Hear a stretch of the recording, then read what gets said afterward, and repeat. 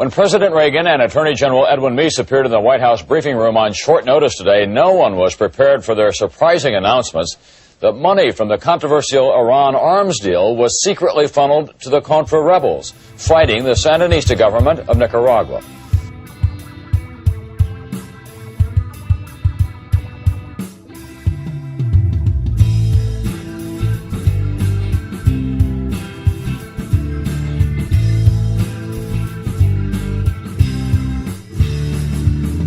This year, he said, the U.S. sent $12 million in weapons to Israel, which Israeli agents then sold to Iran for much higher prices, $10 to $30 million more.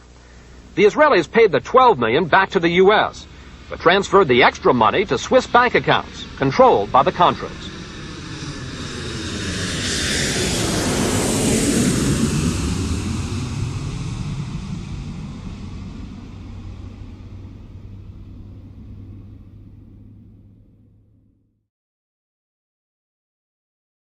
The only persons in the United States government that knew precisely about this, the only person was Lieutenant Colonel North.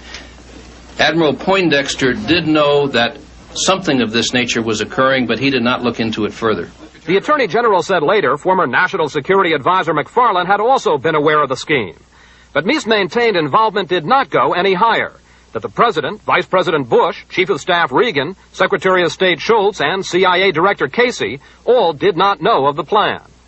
Meese did not explain how a Marine lieutenant colonel on his own could have arranged a deal involving 3 countries and millions of dollars, or why an admiral known for playing by the bureaucratic rules would not have told superiors. First, let me say I take full responsibility for my own actions and for those of my administration. As angry as I may be about activities undertaken without my knowledge, I am still accountable for those activities. As disappointed as I may be in some who served me, I am still the one who must answer to the American people for this behavior.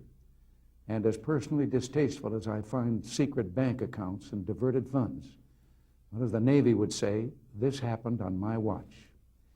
Let's start with the part that is the most controversial. A few months ago, I told the American people I did not trade arms for hostages.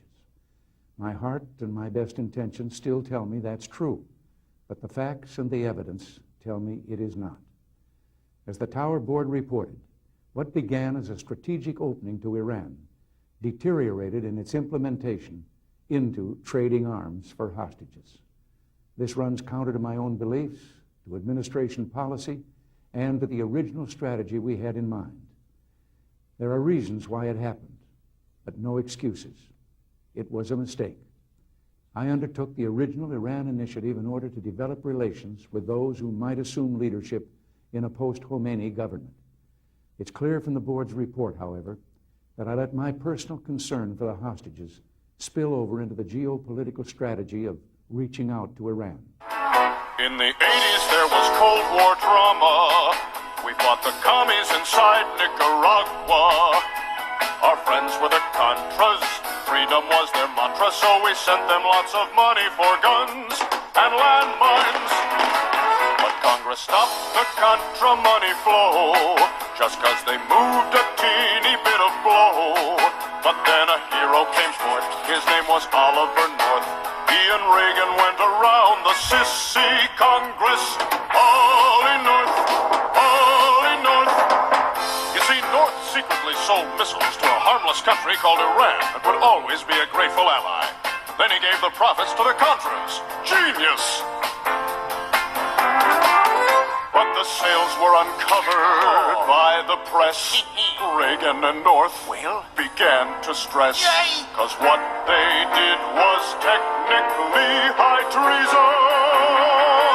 But it was totally justified. North volunteered to take the blame to save Reagan from prison rape's shame. The truth he did bury with his hot secretary, thanks to her shredder. He got off totally scot-free. All in North, all in North. He's a soldier and a hero and a novelist, and now he's on fire.